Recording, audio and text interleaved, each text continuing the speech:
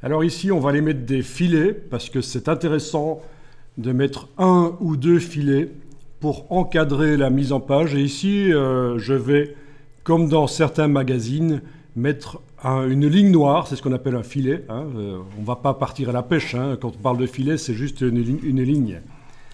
Avec éventuellement le nom du magazine, enfin le nom de la publication ou quelque chose, voilà, pour donner...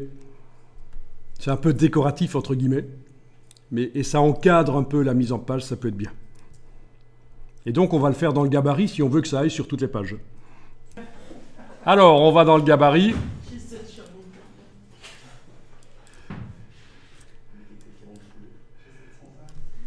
Alors, on va mettre un bloc texte sur le dessus, dans le gabarit. Voilà. On va le redimensionner avec la flèche noire, par exemple, pour le mettre comme ça sur le dessus. Vous l'avez? Il est là. C'est donc dans le gabarit et j'ai tracé le bloc avec l'outil texte. Comme ça, c'est directement un bloc texte. Et avec la flèche noire, je l'ai repositionné. Et on va déterminer la hauteur ensemble bientôt. Vous voyez là, la poignée du dessus pour la hauteur. Dans la barre contrôle ici, je vais indiquer que quand je modifie la dimension du bloc avec les cartouches ici, c'est la partie du bas qui ne bougera pas. Et je vais indiquer ici, je vais indiquer 5 mm, touche tabulation pour valider. Et voilà, comme prévu, le haut s'est abaissé. J'avais indiqué auparavant que le bas doit rester fixe. Donc on aurait pu le faire manuellement, bien sûr, mais c'est l'occasion de parler de ceci qui est bien pratique et on se demande toujours c'est quoi cette chose. Ben c'est ça. C'est quand on fait des modifications de dimension, quelle est la partie qui ne bouge pas. Avec l'outil texte, je vais aller cliquer dans le bloc. On est en centré, apparemment. Ah, tiens, on a un petit truc qui clignote là au-dessus. Waouh!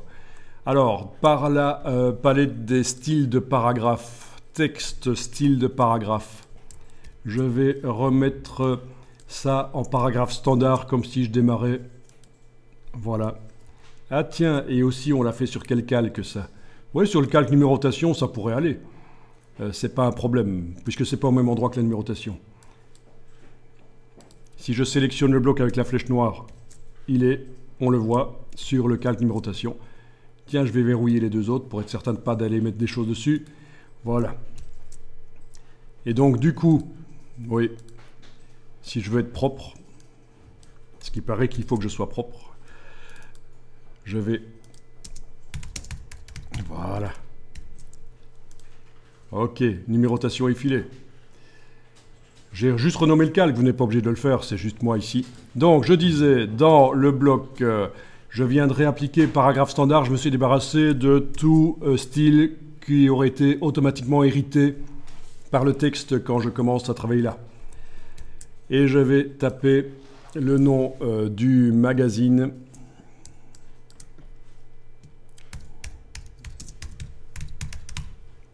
Voilà. Je vais indiquer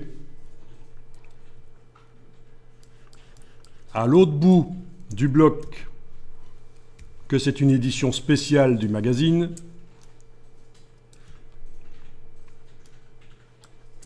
Spéciale sur les chiens de ville.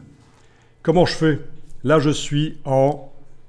Si je vais dans la palette paragraphe, texte paragraphe, je suis en alignement à gauche.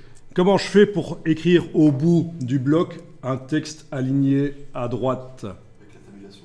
Exactement. Quelle tabulation? Le tableau qu'on va mettre au-dessus. Un tableau? Non. On va juste insérer une balise de tabulation à droite. Et ça, vous faites soit par le clic droit, insérer un caractère spécial, autre, tabulation de retrait à droite, ou le raccourci clavier, vous voyez, majuscule tabulation, c'est ce que je vais faire ici plutôt. Donc Shift, j'enfonce Shift et pendant que j'ai Shift enfoncé, j'enfonce la touche tabulation et je viens d'ajouter une balise qui est là, on la voit au milieu, une tabulation de retrait à droite et le curseur clignote à droite. Voilà, tu n'arrivais pas à écrire dans ton bloc parce que dans la palette des styles de paragraphes, tu n'avais pas remis à zéro en quelque sorte le bloc en réappliquant paragraphe standard.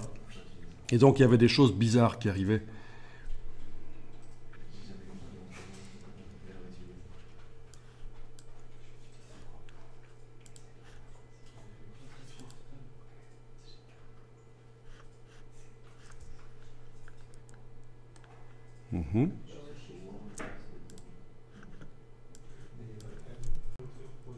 Voilà, et là vous tapez par exemple édition spéciale.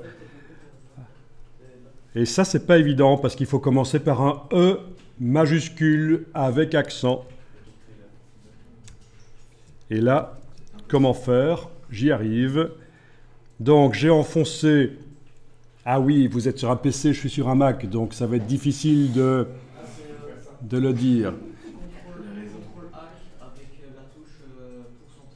CTRL-ALT avec la touche pourcentage sur le PC, ok. Ouais, et puis moi j'écris un minuscule et puis je le sélectionne avec la flèche et il propose directement le majuscule. Oui, tu le sélectionnes comme ça, et là-dedans, non? Ah oui, il propose, oui, oui, parce qu'on est en OpenType. Voilà, c'est une solution aussi. Sinon, comment j'ai fait moi pour le taper sur le Mac, ça peut être relativement intéressant de voir ça. Pour taper le E majuscule, j'ai donc dû enfoncer la touche verrouillage majuscule et taper le E ici. Mais ça ne fonctionne, je pense, que lorsqu'on se situe en clavier français, pas en clavier français numérique. Voilà. Sinon, ta solution de sélectionner le E majuscule qui n'a pas d'accent et de cliquer sur le petit... Il le fait d'office chez toi? Il faut cliquer sur le... Le E minuscule. Ah, tu as fait le E minuscule, toi? Oui, d'accord, le E minuscule, c'est ça, voilà. Et il propose de le mettre en... Mais c'est des petites capitales, en fait. Ah... Non? Ah si, c'est une petite capitale ici. Pas chez toi. Ça ne va nain, ça. Ça ne va nain. Donc, dans ce cas-là, ta solution, finalement, ne marche pas. Donc, l'autre solution, c'est d'utiliser la palette glyph, menu texte glyph. Et là, vous avez tous les caractères, y compris le E accentué, qui doit être quelque part. Voilà, si dans le champ de recherche ici, je tape le E minuscule, je vais pouvoir double-cliquer sur celui-là, pas la petite majuscule, mais la grande majuscule. Voilà. Donc, il y a toujours des solutions. Ceci dit, oui, non, le correcteur orthographique, dans ce cas-ci, vu que ça ne commence pas une phrase, il ne va pas vous proposer de le corriger. Mais quand on commence une phrase avec un E qui normalement doit être accentué et vous ne le faites pas, le correcteur orthographique de InDesign vous signale la faute et vous propose de remplacer rapidement. Donc vous pourriez même ne pas vous occuper de ça pendant que vous tapez le texte. Tapez vos phrases en commençant les E accentués par des E majuscules normaux et comptez sur le correcteur orthographique pour changer ça après. Donc, il nous manque le filet, puisque le but c'est quand même de faire un filet, parce que si on a juste ça sur le dessus de la page comme ça, c'est bizarre. Donc, vous avez le curseur qui clignote n'importe où dans cette ligne, et vous allez dans la palette paragraphe, et vous allez demander, dans le menu de la palette paragraphe, filet de paragraphe. Là, vous demandez le filet du dessus, par exemple, voilà. Alors, avec la case aperçu cochée, on va le voir. Et alors, ce qui est bizarre, c'est qu'on a l'impression qu'il vient en dessous, mais en fait, c'est vraiment un filet du dessus. C'est ça le gros piège. Il faut jouer ici sur le décalage pour le monter. Voilà. Donc, je vous rappelle, c'est en ayant cliqué n'importe où dans le texte, on va dans le menu de la palette paragraphe, filet de paragraphe. On a coché filet du dessus. On a modifié, on a coché la case aperçue aussi et on a modifié le décalage. Vous avez aussi, bien sûr, l'épaisseur du filet qui peut être modifiée si vous le souhaitez. Voilà. Et donc, voilà ce que ça donne. Et quand on va voir sur les pages, voilà ce que ça donne. Sur la page 4, ça nous fait un truc... Ah oui, ça fait quelque chose de bizarre. C'est pour ça qu'il faudrait peut-être faire une variante du gabarit pour ces cas de figure-là. Ok, c'est l'occasion, c'est bien.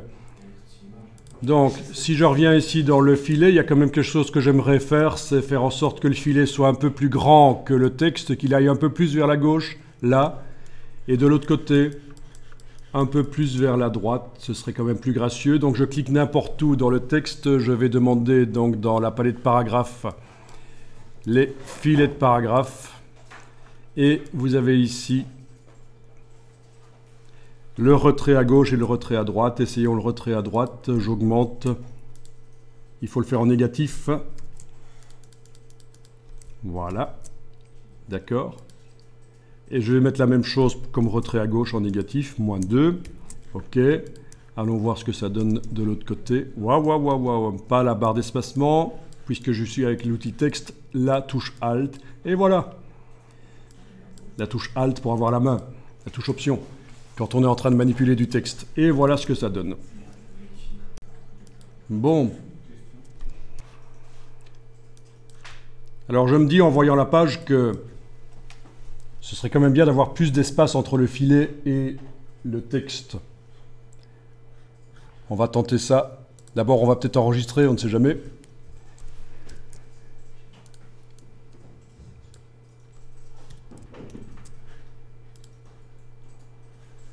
Et puis, on va aller dans Fichier, ajuster la mise en page.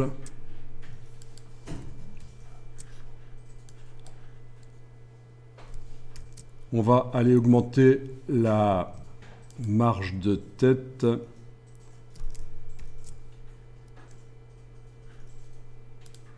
Voilà. Et puis dans le gabarit, je vais devoir remonter. Ah tiens, il y a le filet qui n'était plus visible, c'était un problème d'affichage, mais là il est visible. Dans le gabarit, je vais aller remonter le filet éventuellement.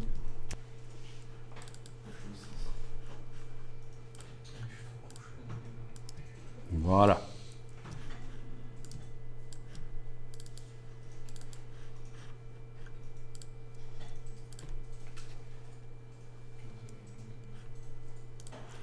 Après, c'est à vous de le sentir, c'est vraiment comme une peinture, comme une composition. Il faut considérer que le texte là, c'est comme une composition. Alors pour le bouger, j'ai aussi les flèches au clavier. Avec la touche Shift, ça bouge encore plus vite. C'est toujours le même principe dans Illustrator aussi, c'est comme ça. Voilà. Et bien sûr, c'est par le gabarit que vous le bougez. Il est dans le gabarit. Je pense que ça donne un peu mieux peut-être comme ça déjà.